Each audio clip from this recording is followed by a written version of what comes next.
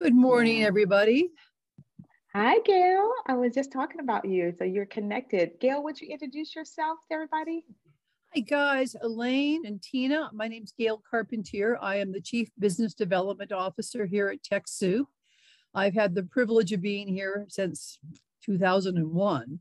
So if there's anything on the site, I am definitely, or companies at least, the people that have drop them in there. So just delighted to get a chance to meet you. Unfortunately, Aretha, I have to jump off. I have a standing call at 10:30.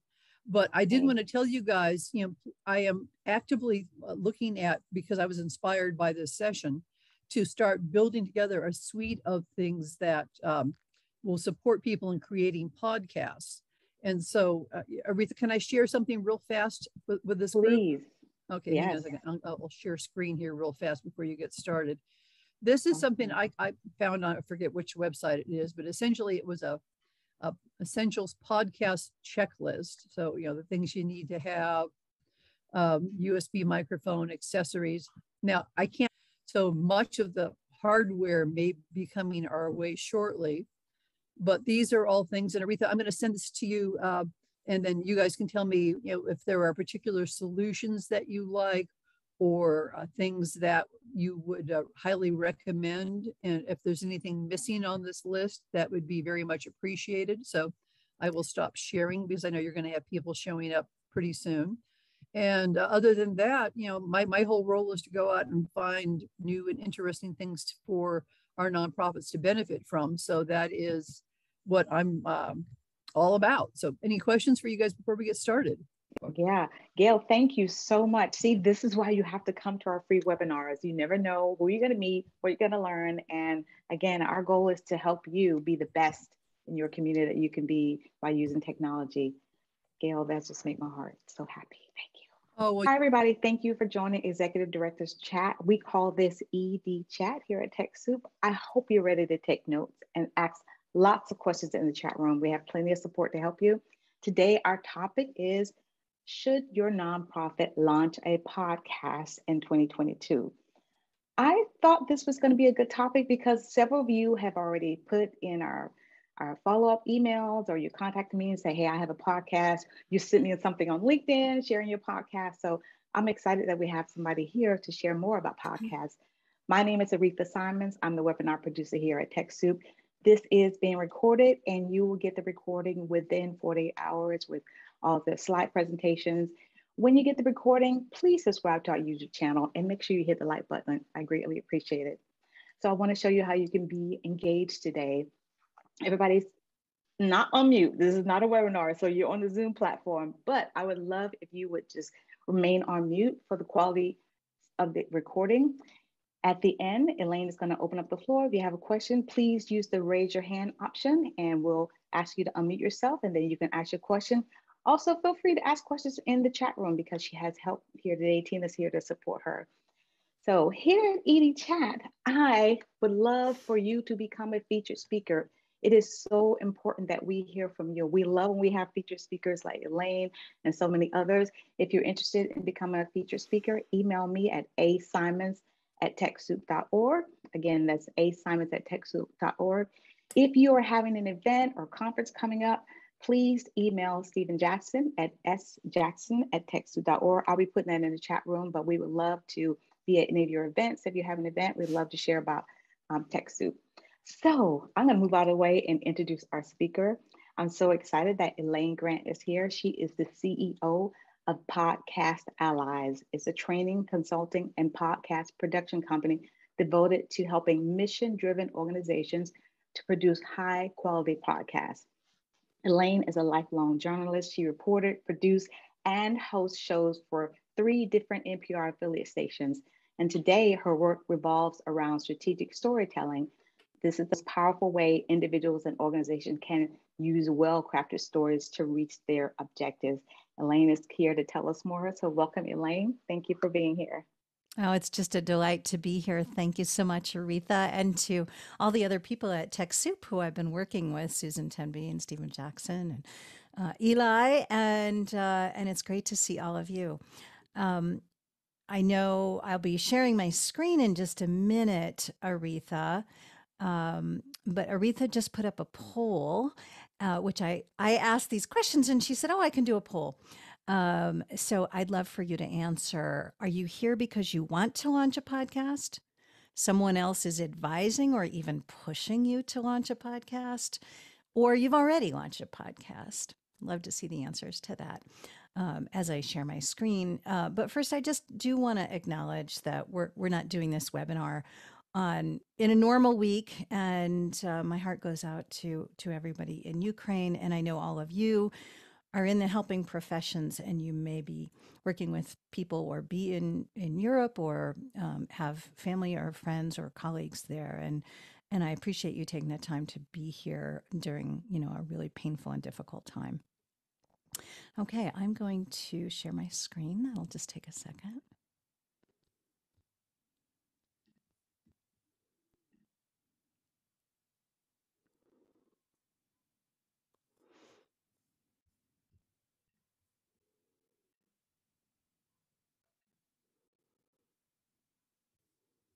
Okay.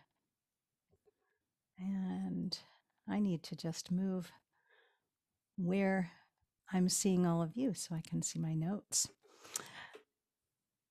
Now, we're going to talk about the pros and cons of podcasting today, of producing a podcast. I believe there are an awful lot of benefits for nonprofits to produce podcasts, but I also believe that it's not the right solution for every single nonprofit because it's work, it's money, it takes resources. And so I'm going to speak as candidly as I can about the pros and cons. So, what I'd like to do is start with the challenges that are facing you in 2022 in terms of reaching your audiences, your existing and new audiences. It's obviously harder and harder to get people's attention. There are three big shifts in social media that are affecting your ability to capture the attention of your audiences. This year, we're going to more and more of a sort of cookieless world. 60% of the data that we used to be able to track on Google Analytics has disappeared since the beginning of the year because as consumers, we can opt out of much of that tracking. So it's harder for you to reach your target audiences organically and with social media advertising. So that's one reason. Second is the competition for attention just keeps increasing. I hardly need to say anything about that. It seems like every day there's a new channel to pay attention to and more people on it. And third, people really want more control over what they consume than they used to.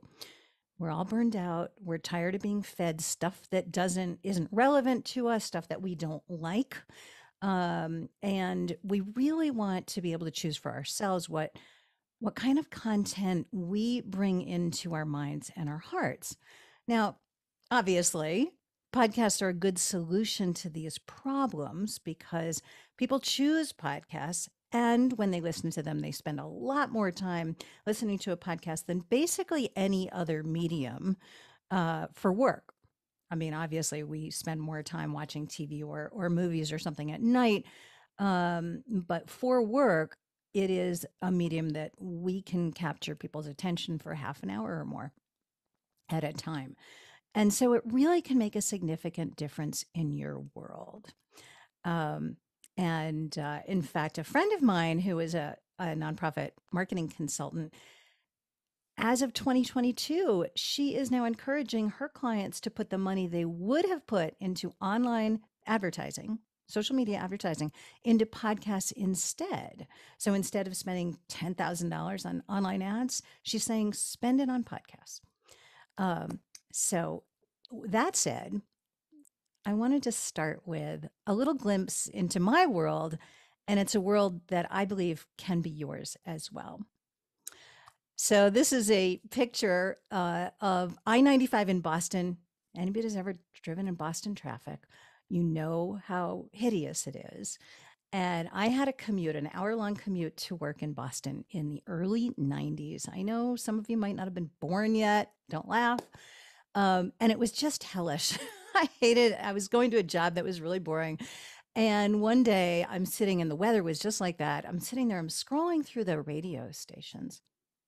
And I happened on this station I hadn't been on before, and I heard a story, and I can't remember the story, but I was absolutely gripped. I was immersed. All of a sudden, I was not aware of the miserable commute that I was on. I was like inside that story.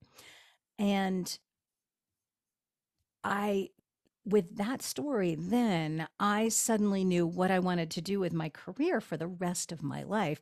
I wanted to do that very same thing and tell those stories, make those immersive worlds. And of course, it was NPR, and I was having what we in public radio call a driveway moment. A driveway moment is a great thing for anyone trying to really transform people one at a time, relate to them. It's fairly obvious why. So, science calls driveway moments something. It's called narrative transportation. And it is that feeling of when you're in the grip of a good story. It can be a novel or a film, it can be a podcast. And you feel like you're in that person's world and you have to know what happens next.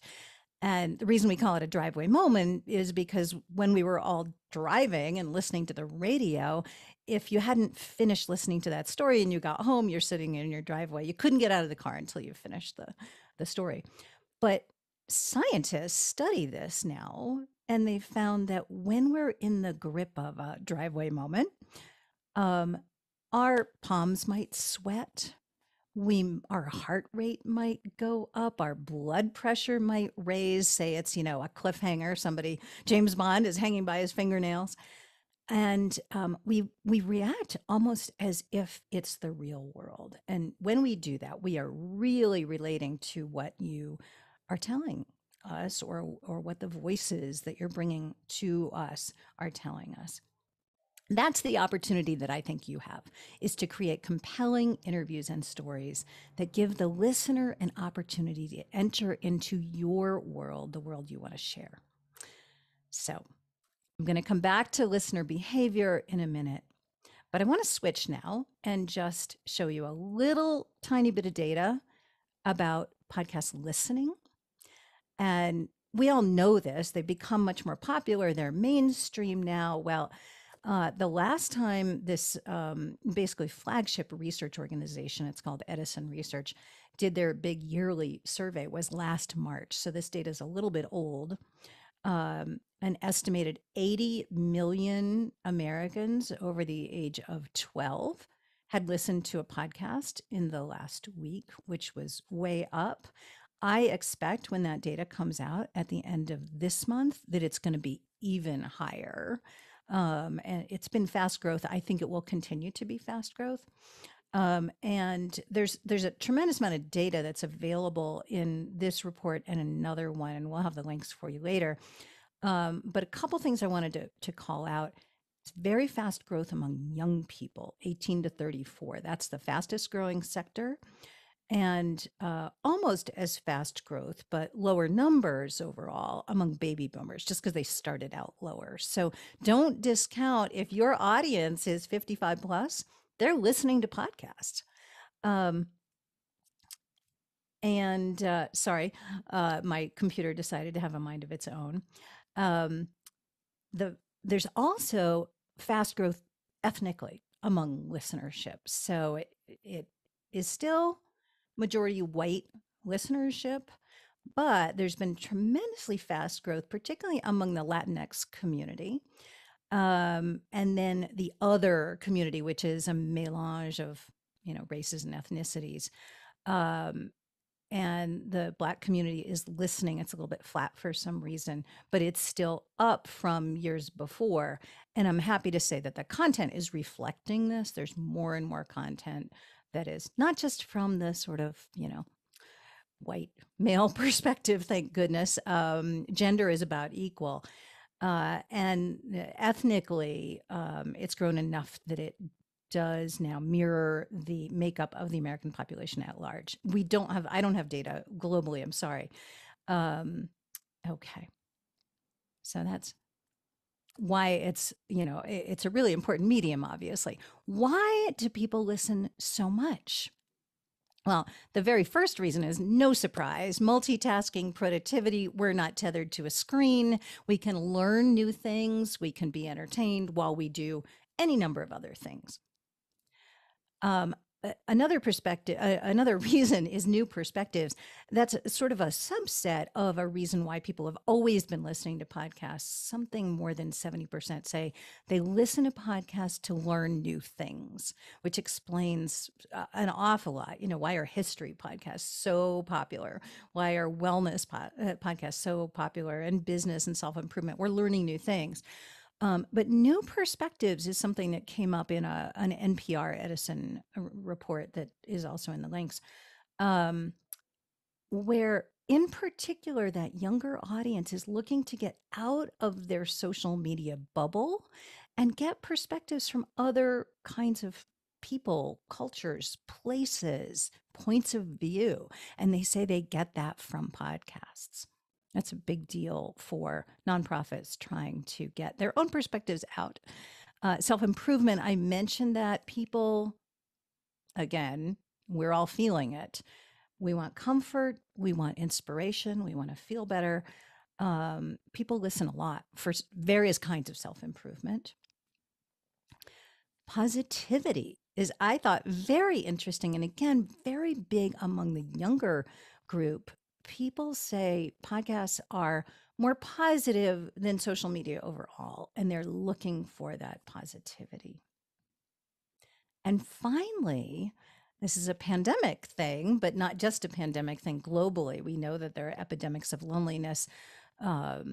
England, Italy, there was a big story about Italy the other day. In particular, again, young people are saying, it's true overall, but young people especially are saying, I listen to feel less lonely. I have a companion. Okay. Now what I want to do, let's take one side, go back to the other. Let's go back to your needs as nonprofit communicators. If you decide to use podcasts as a communications channel, you need to do something a little differently than I did. So public radio's mission is to inform and entertain. That's it. That was my mission at WBUR in Boston, at New Hampshire Public Radio, at Colorado Public Radio. As public service-minded journalists, we are taught that ethically, we should comfort the afflicted and afflict the comfortable simply by airing the facts. But we allow you, the media consumer, to decide what to do with those facts. But you have one additional very, very big need. So you need to inform, entertain, and persuade, right? You are trying to get your audiences to do something while still telling stories ethically and honestly. You might need them to donate, volunteer, serve on a board, advocate, start a movement, appear in the media. You might be trying to get lawmakers to introduce bills or change policy. Maybe you're trying to reach people who could be potential clients and receive direct service. And I am sure that there are plenty of other things that are unique to your organizations. And if you want to put those in the chat, I think that would be really interesting to know. Do you have a unique need that you would like to see if podcasts can fill for you? Or maybe if you already have a podcast, they're already filling for you.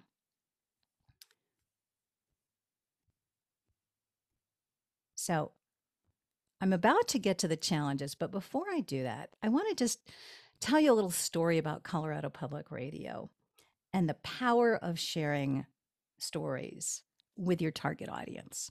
And this was something that wasn't planned. I didn't expect it. I wasn't in fundraising. I was in the newsroom. So when I was at Colorado Public Radio, we started a live event series called Colorado Matters at the Tattered. And if any of you are from Colorado or the region, you know that we have basically a regional bookstore called the Tattered Cover, which is a very big deal here in the West. And so what we did, we always interviewed authors, and people love those interviews. We took those author interviews to the Tattered Cover and invited an audience, and we did what's called radio in the making. We made these radio shows live, and our host interviewed authors in front of an audience, and then they could ask questions. And then we would take those and package them up and edit them for radio and air them later. And they were very popular. And when we started them, our major gifts officer went, "Oh, this is a nice opportunity." And so she would bring along her biggest donors to these things. And one day, the day after an event, she came to me and she said, one of our biggest donors had already given us $10,000 this year. He just wrote me a check for $25,000 because of the event last night. It's because we just, as human beings, we just love to have an intimate connection to real stories and real storytellers. And this is an opportunity that podcasts can bring to you. Listeners do a lot of things. We know this from the data. You probably have done some things yourself. If you're a podcast fan, you might have bought products or t-shirts. You might have gone to a live show, looked up a book you heard about, followed hosts, signed up for a newsletter, shared shows with friends. You might have changed your behavior. You might have gotten an idea, oh, maybe I'll do yoga every day for a year.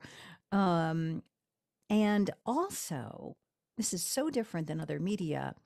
Listeners consider brands more favorably because they heard about them on a podcast. So if you hear a mattress ad or a Blue Apron ad on a podcast, you actually feel more favorable about it than if they advertised on TV, for instance. It's very interesting. So all these benefits, but this is where we're going to get candid. The big question here is the labor and time necessary to produce a good podcast worth it? It is not for the faint of heart. And here's why. Here's one of the reasons why. One of the most common questions that people ask me is, okay, Elaine, what's it going to cost? How many people do I need? Do I have the time? But what's it going to cost? And I have to say, I cannot answer that question because it's like saying, how much did that movie cost to make? Well, an action film costs way more to make than, say, a small indie film that's about two people talking to each other.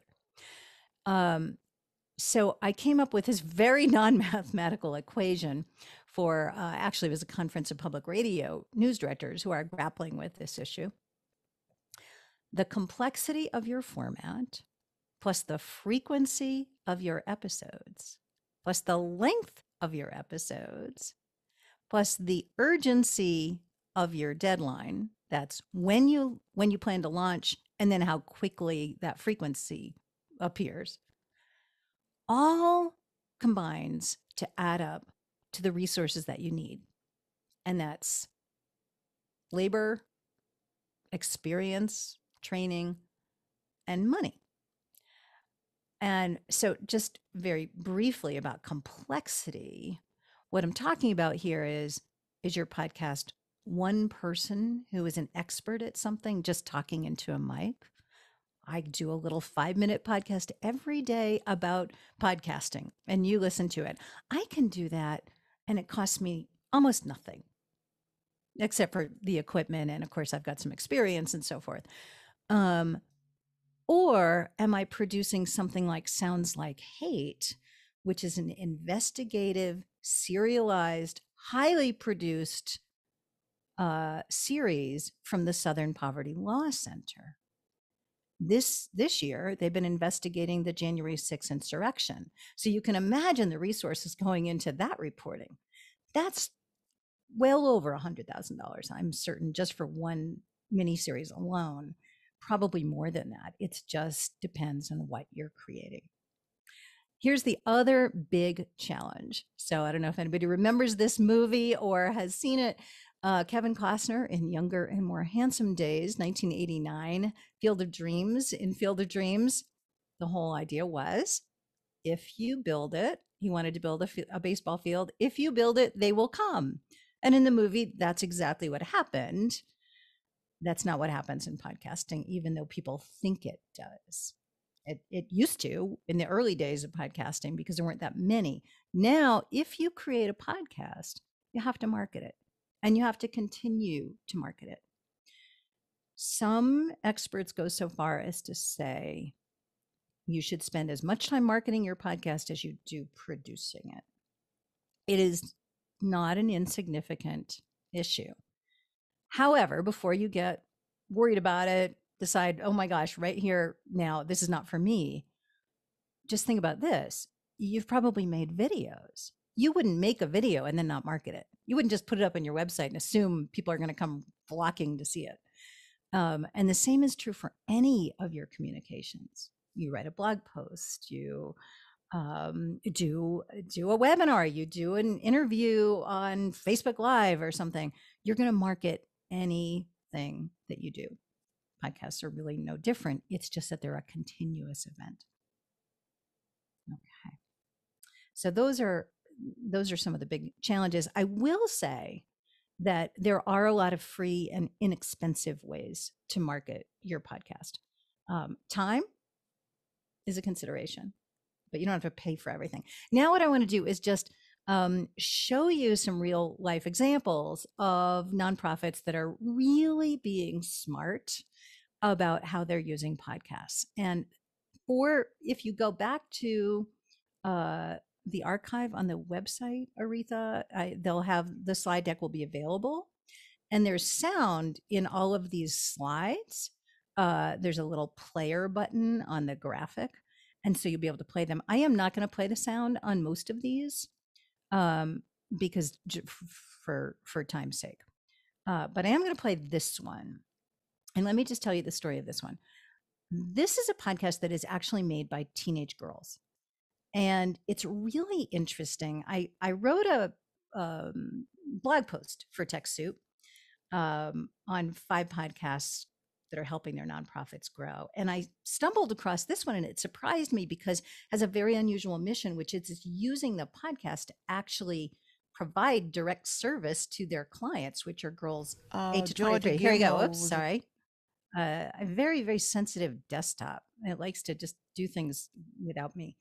So the girls themselves learn audio skills, and they build confidence, they get career training, they get to tell their own stories and ask their own questions. They're picking the agenda. And so it's all for the girls.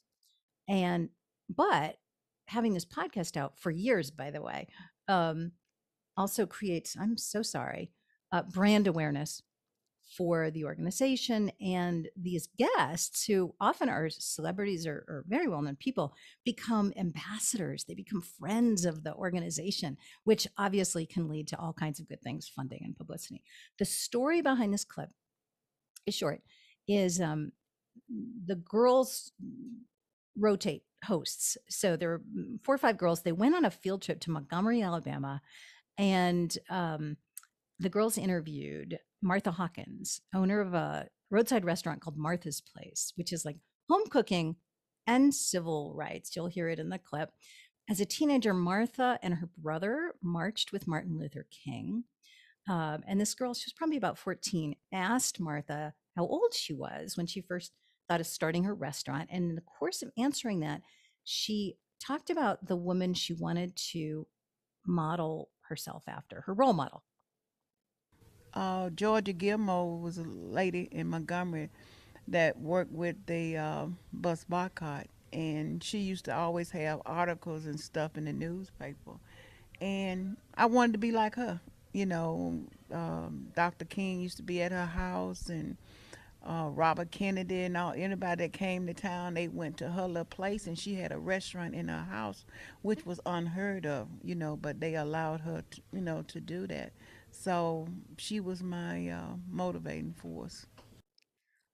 When I hear that clip, I think, what was that experience like for those girls? What an inspiring and amazing opportunity for those teenagers to hear this about this young woman who wanted to do that, and she wound up doing exactly that. And firsthand, it had to be life-changing. So think about what making the podcast can do for you. Hard Call is a podcast that I co-produced and co-hosted a few years ago for the University of Colorado. And this is so an educational institution. And I tried to show different kinds of institutions and how they use them. I'm not going to play the clip. Basically, it was a dramatic, highly produced, serialized narrative set of stories that really brought the toughest choices about our health to life.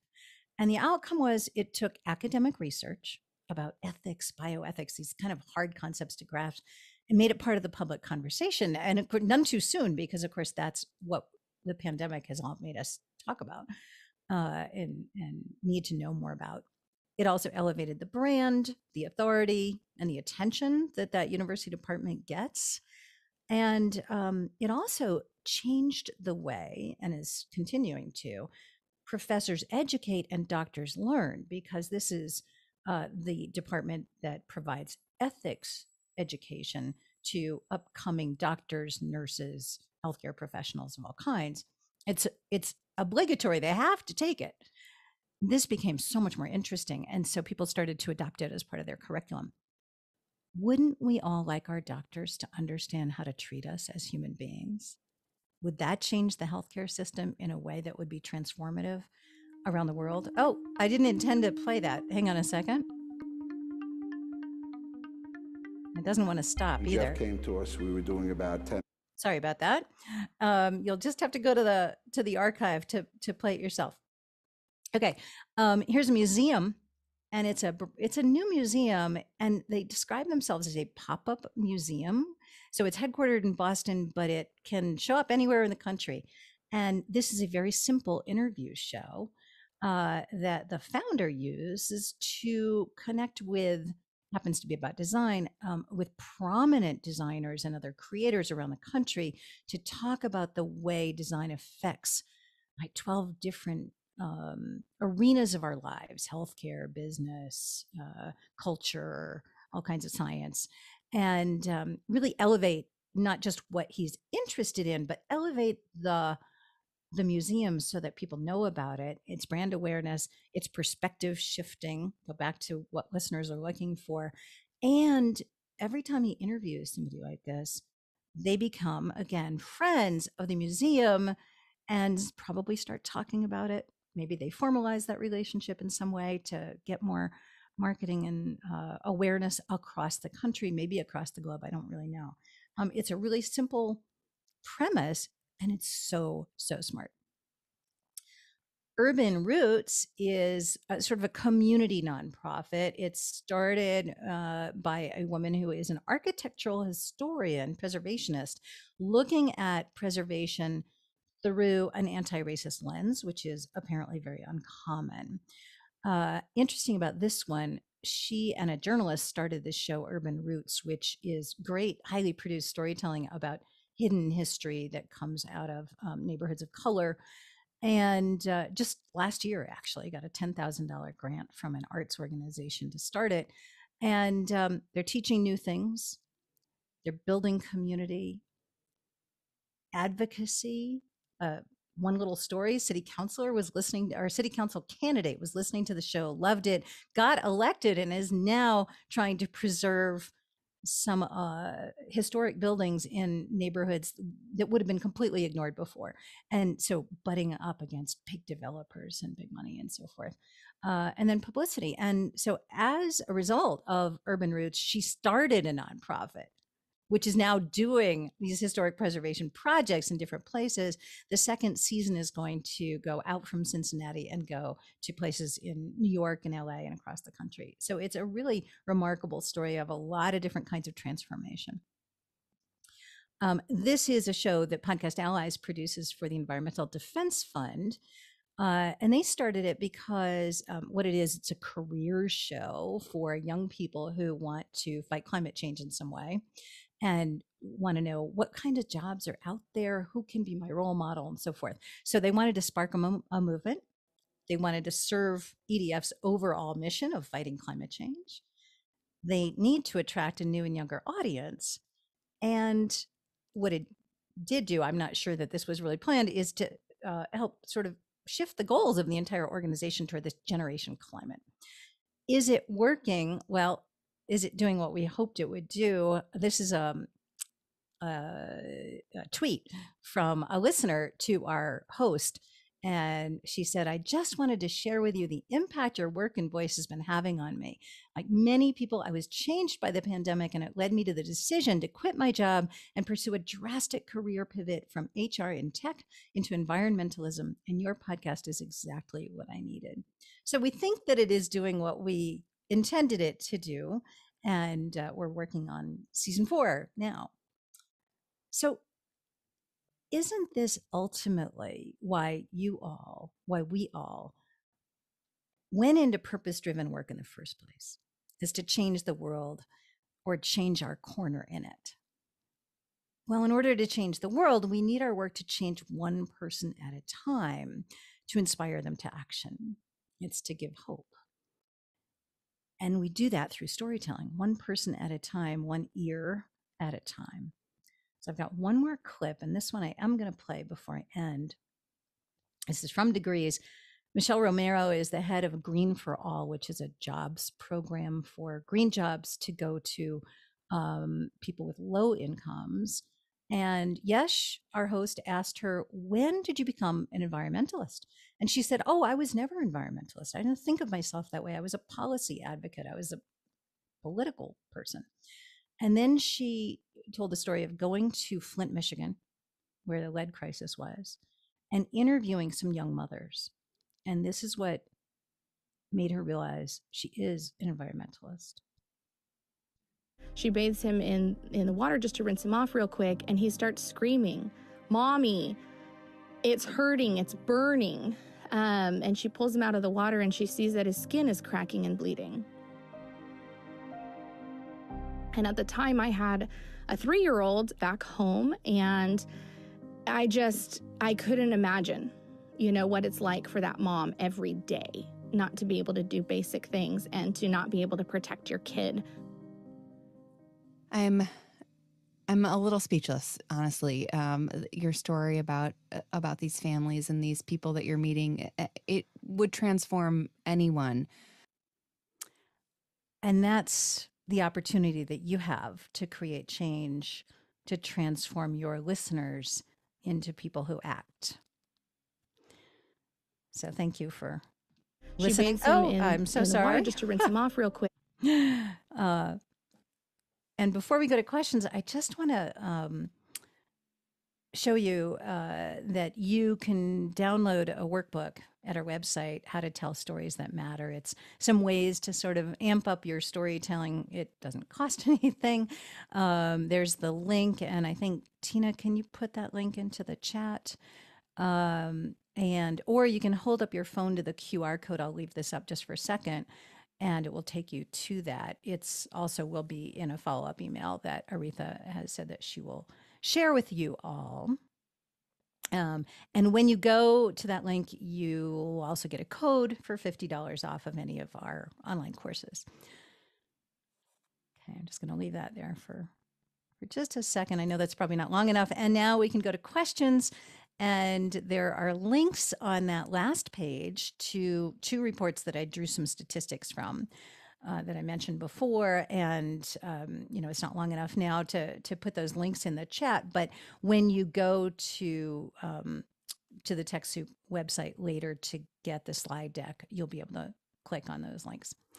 And that is the end of this show. And I'm going to stop sharing my screen. So thank you.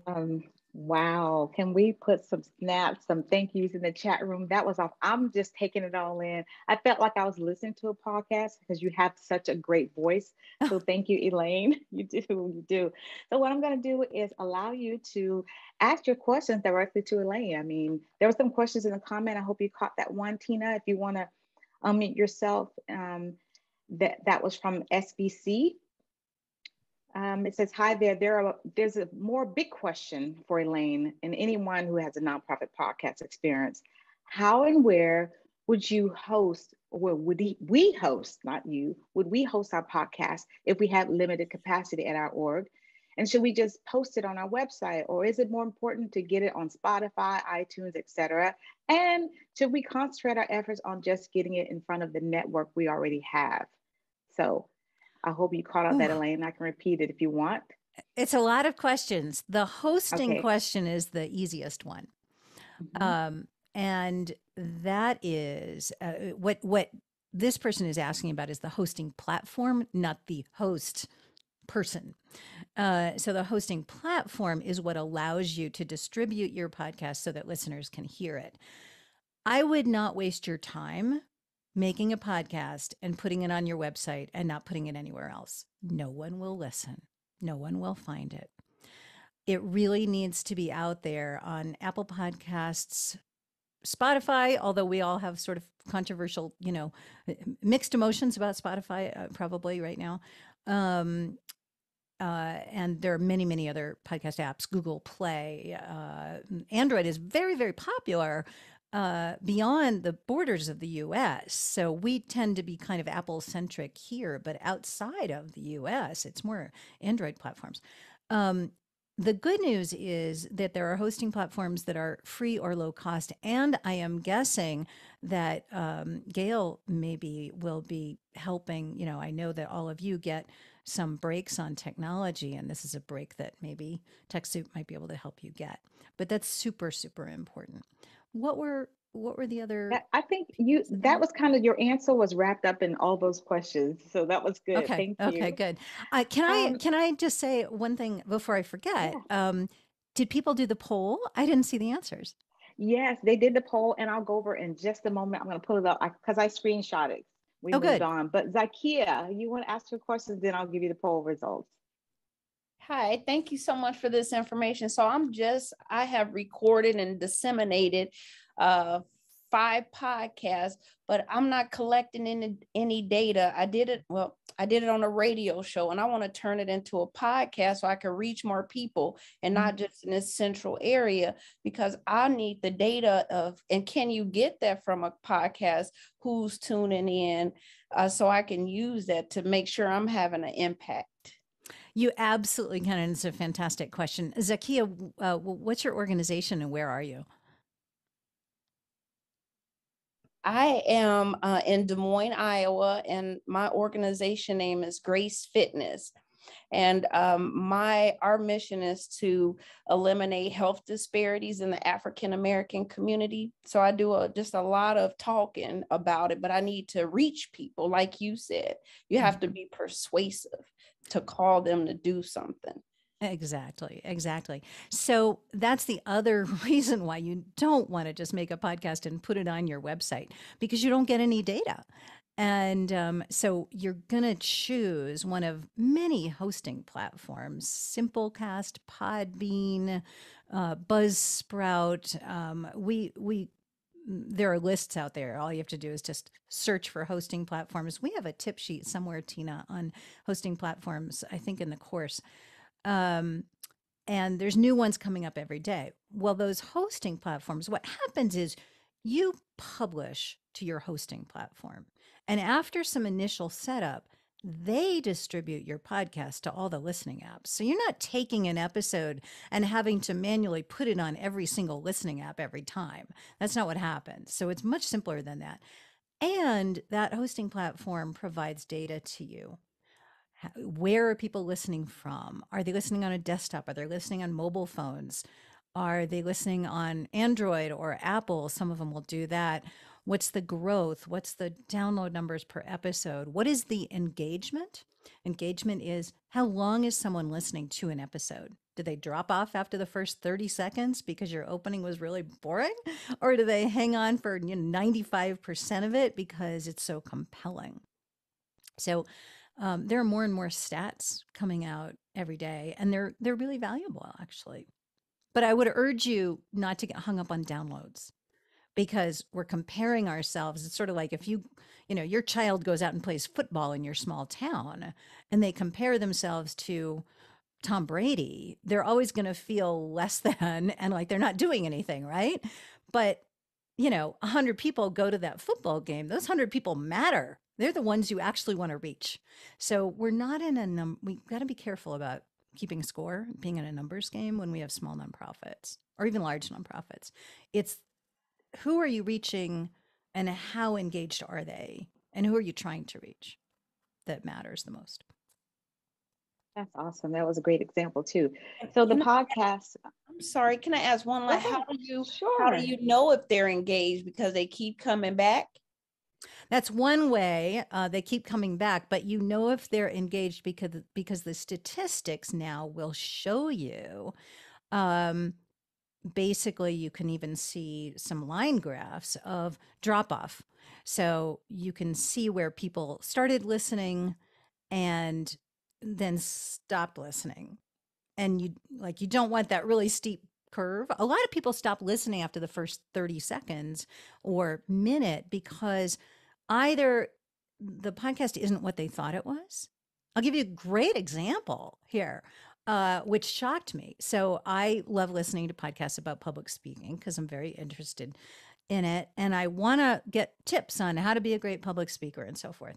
So there was a podcast I used to listen to, and they did 2 or 3 series by some people who are known for being very high end public speaking trainers. And that's what the podcast was about. Well, they had a hiatus over the pandemic. They just came back. I got it. I was like, oh, I'm so excited. I get to hear them again. And they decided to make this season about financial management, financial planning for public speakers. So they're interviewing like retirement experts. And I was like, this is not why I'm coming to you. I will get that information elsewhere if I want it, and I'm not getting what I do want. So I bailed really quickly. So your description of your show overall and of your episodes has to be accurate. You need to make sure that people know what they're getting. That's one reason why people will leave. Another reason is because in the business, in the public radio business, we used to say you always start with your hottest tape, which means you always start with like the thing that's going to grip you. And this is about knowing how to tell good stories.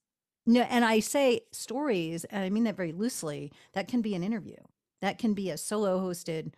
I'm going to give you some education. It's how do you grip people?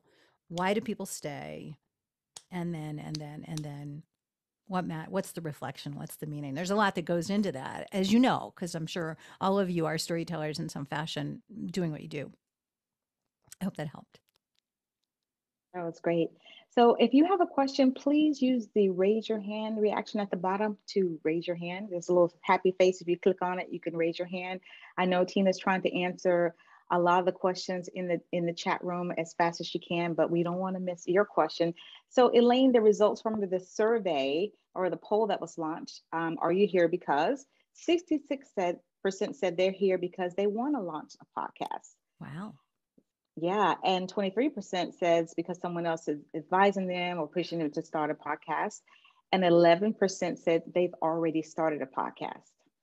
Wow, So 11%. Yeah. So if you among those 11%, if you have not put the name of your podcast and your organization in the chat yet, then I would suggest you do because I'm sure everybody else would like to check out your podcast. And the other thing I would love to ask of the people who have started podcasts is, are you getting outcomes, specific strategic outcomes from your podcast? And what might they be? Like the ones that I was trying to give as examples of the podcast that I showed you. So 11%, that's pretty high. That's higher than I expected. The 23% of you who are being pushed or advised, that can be pretty uncomfortable. I've heard these stories. It's like, oh, my board says, or someone says, big donor says, my boss says we have to have a podcast, and I am a marketing department of one. In that instance, then there are smart ways to either get out of doing that, partner with other kinds of nonprofits that share your mission. Say, let's start with guesting on podcasts. Let's work on some, sort of podcast guest training for our thought leaders and come up with a strategy for that. Or maybe you're even going to underwrite somewhere else. But if you are a marketing department of one, you're already overworked, then you really have to be pretty smart about how you're going to do this in a way that's going to be good enough to represent your organization well and not burn you out. I'm sorry. We have a few questions. People Sorry. had their hands raised. Uh-huh. I'll go to Jane first. Jane, you feel free to unmute yourself. Thank you, Elaine. Hi. Hi. I'm an old radio producer who's been doing documentary work and feature stories as a producer for many years. The nonprofit that I'm working with is starting a series called Voices of the Wild Earth.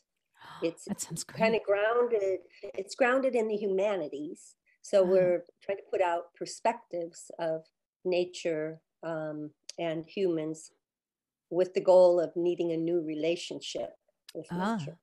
Okay. And I've done I have done one documentary that was podcasted for Spokane Public Radio, and working on a second one, working with the Nez Perce tribe, because our work has, for 32 years, has been with the tribes of the region, and having to do with salmon, which is a big issue in the Northwest. And your comment just now about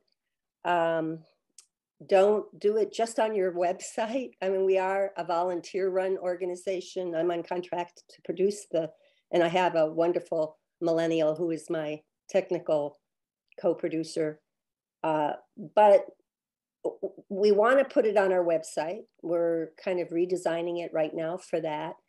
And we have partners in a couple other cultural organizations who will be posting our link for that. But on a limited budget, and is it possible not to have to do the other, Apple or Spotify or whatever?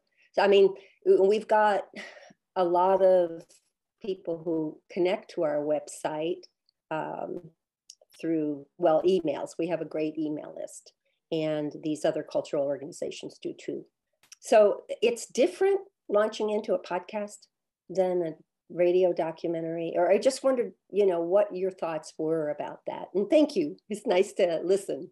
Oh, well, thank you, Jane. And it sounds wonderful. It's not that expensive to get a hosting platform. It really isn't. And, even if TechSoup isn't all set up yet to help reduce those costs, many of them they have free trials, they have discounts, they might have nonprofit discounts. You might be able to talk somebody into just giving it to you for a while. It's not that expensive, and it will make it so much more possible for you to expand your audience. It's just a shame to do that much great work and not have it get out there. That is really a very overcomable obstacle. And I know people are hesitant, like, oh, hosting platform, that sounds really difficult and expensive. It's not that expensive. It really isn't. And also these people are set up to help independent podcasters grow their shows. Okay. So I would really urge everybody to use a hosting platform. And do you have one last question? Do you have a certain length that you think? I mean, I'm used to half-hour documentaries or hour-long documentaries. What do you think is a real listenable length? And how many voices? I mean, the podcast we just produced had 9 voices in addition to me as host, which was too much. Yeah, that sounds like too much. Yeah, it's too much work, and it may be single confusing. Voice, a single voice, a couple of voices. What are your thoughts there? It's really whatever serves the story the best. And so that comes down to some real storytelling work in terms of improving your storytelling. And so it's not a one size fits all, but it's what serves the story the best in terms of voices. But 9 sounds like kind of a lot, and it sounds like a lot of work that way, a ton of work that way. Length, our attention spans are, what I'm understanding, getting shorter and shorter, unfortunately. And so really the advice is 25, 30 minutes, unless it's something that is so compelling, so noteworthy.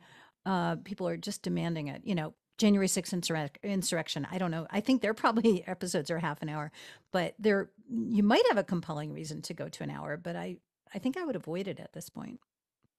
Okay.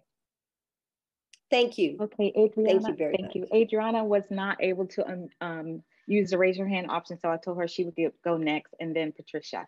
Go ahead, Adriana.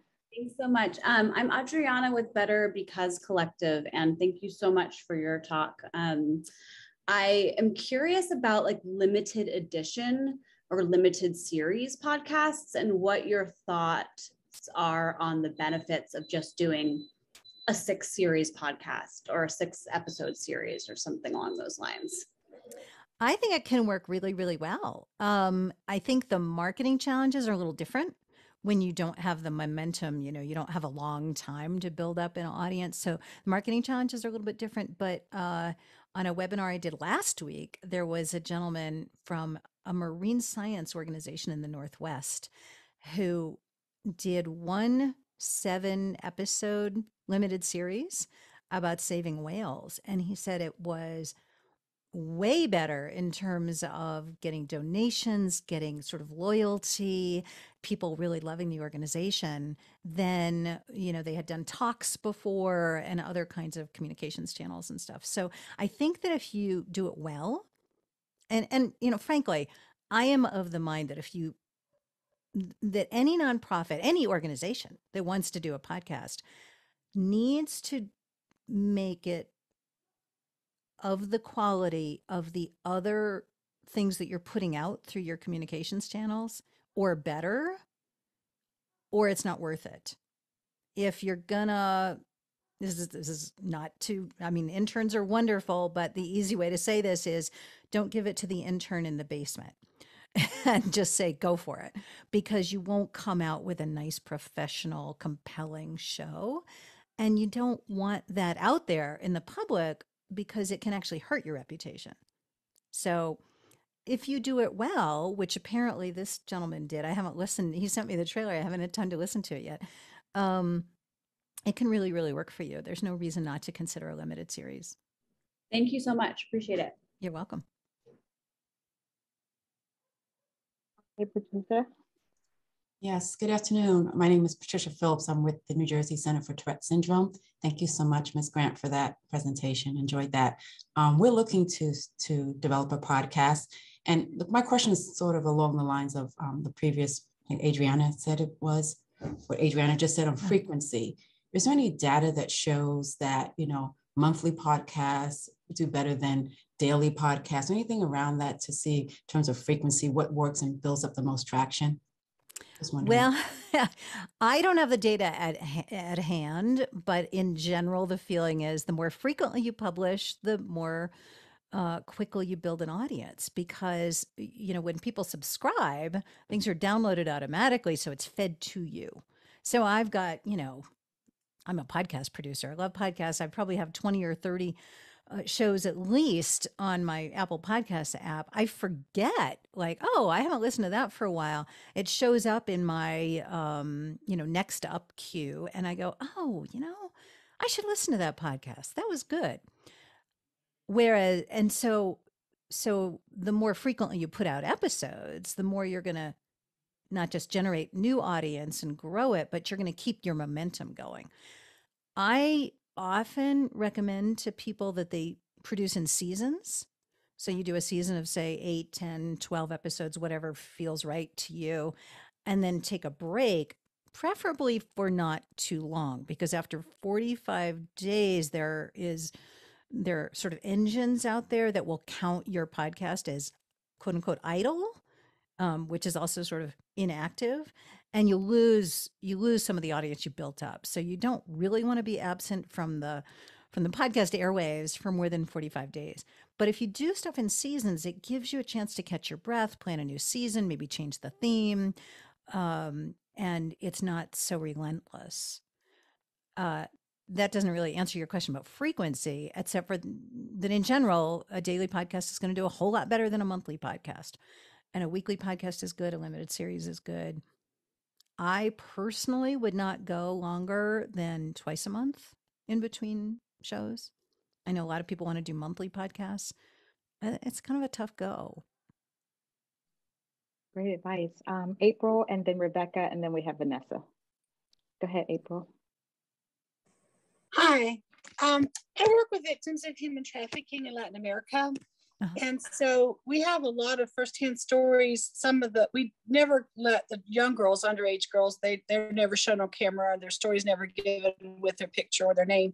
But the stories of the women are very, very compelling. But I'm wondering if this is a podcast, you don't know who's listening to it. You don't know what they're going to do with it. So I'm thinking, some things we send out to our donors who have visited our facilities overseas and know us and know the girls, and they would never do anything to hurt the girls. I'm wondering if you think a podcast is a safe place for stories about trafficking victims. And the other thing is, I travel out of the country all the time. So, I get back from one country and then I'm going to another country. So I don't have a lot of time in country. And even if I'm not the person that does the podcast, I need to be involved in the people that are here and don't travel, don't have the contacts with the boots on the ground people. They don't even speak Spanish. And so I'm wondering if you think in my situation, a podcast would be advisable or not. That's a wonderful question because, the ethics extends in many different ways to the people who are on our shows, whether they're guests or sources.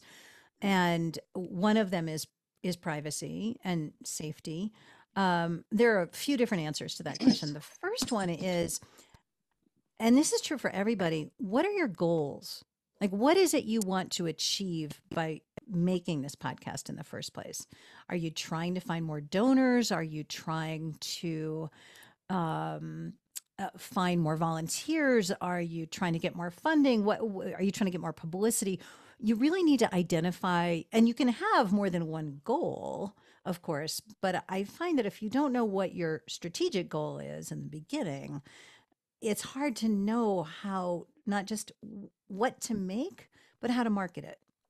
Now presumably you all have a great benefit, which is your email list, your list of donors. You have people who already like your nonprofit. So that's the first place to market a show. In your case, there's a couple different answers, as I said. One is that there are podcast listening platforms that are designed to be private. They might be for employees only or other private platforms, memberships and things like that. And we actually keep meaning to do the research because I've wanted to do actually one just for our course. And we've had other people who want to do employee only podcasts. So you might want to consider that depending on what your strategic goals are. Now, if you're trying to reach the public, then what I would do is, first of all, you want to get releases from these guests. I don't counsel releases all the time, but when it's many of dicey, the women I work with don't read and write, and they have no idea what a podcast is. They're never going to leave the country that they live in. They have a house with a dirt floor. They may have a radio, but they certainly don't have a computer. So sure. It's tricky. When we've made videos of the work before, and the guy producing the video wanted me to get signed releases. I said, well, she doesn't know how to read. She doesn't know how to write. How can she sign a release? And I wouldn't worry about it then too much. Yeah, I ask them. I wouldn't worry about it too much. But in the cases where it's possible, it can be useful. I have almost never used a release form, but it's a situation.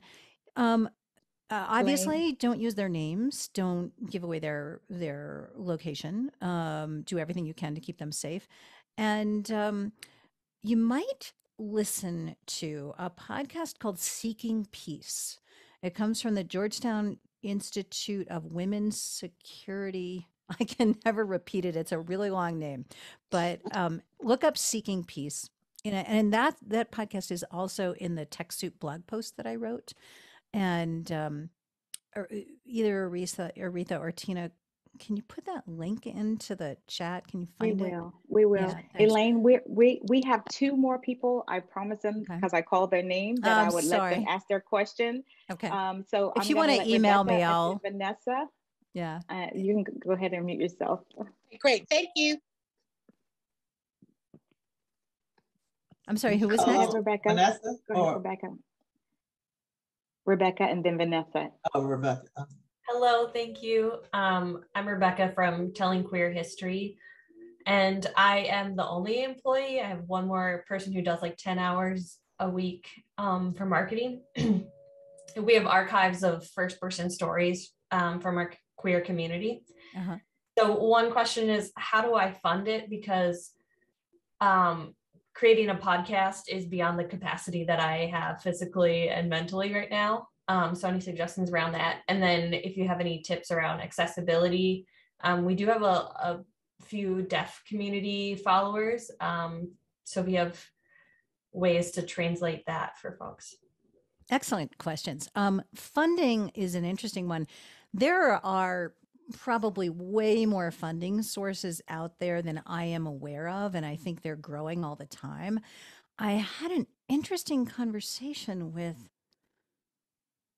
so there's an association called the Association for Independence in Radio, or AIR, and I was speaking with the executive director the other day, and they get frequent inquiries from big foundations. Think Knight, Ford, I'm not sure who else, saying to AIR, do you have any resources for nonprofits for my grantees? And so these foundations that already have grantees are looking for resources to help them start podcasts. That tells me that it's coming now from the top down and not just from the bottom up, like people like you looking for grants. But look for arts grants, look for humanities grants, look for history grants, look for grants that are specifically for your audience, for the queer community. They're definitely out there because there's a huge push to get more diverse voices out.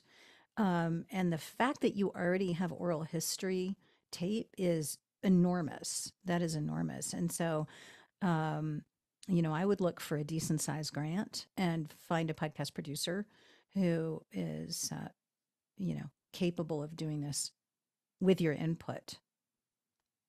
Did I answer? That was your question, is the sorts of funding. Was there a second part to your question? Yeah, if you had any ideas about accessibility. Yeah, transcripts are, very, very common. And I urge everybody to put transcripts on your website. By the way, I don't mean don't put your podcast on your website. You should put podcasts on your website. Just don't stop there.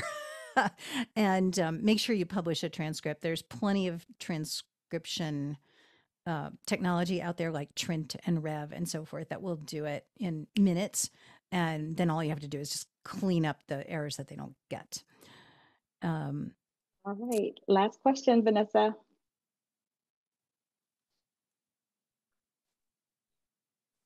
Hello, my name is Vanessa Bright, and my organization focuses on working with people coming out of incarceration. You sort of answered my question, but do you work with for-profits also, or you just work with the nonprofit? Oh, no, we'll work with for-profits. Okay, and I have a few different ideas of things that I wanted to do, and so do you think that would work with the seasons, or I should have multiple podcasts? Well, those are a couple of different questions. And it's a little complicated to answer. If anybody has a burning question and we don't have time to answer it here, feel free to email us.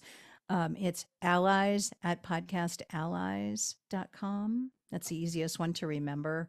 It's also in the slide deck, and Aretha will be sending you to our website where our contact information is as well. And I'll do my best to answer as many questions as I can. So seasons, themes, the simplest way for me to answer that is that you want to go through a strategic editorial process before you start to produce anything. And we have a process for that. We call it vision casting. We do it in a couple of different ways. There's an online course. There's a, team in-person or virtual thing that you can do.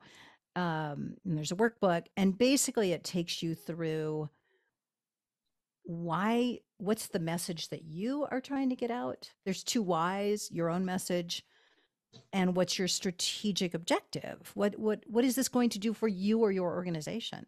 What do you want it to do? You got to get clear on that. You need to get clear on who exactly your target listener is. or target listeners. Some of you may have, several different kinds of stakeholders, but you want to have a primary one.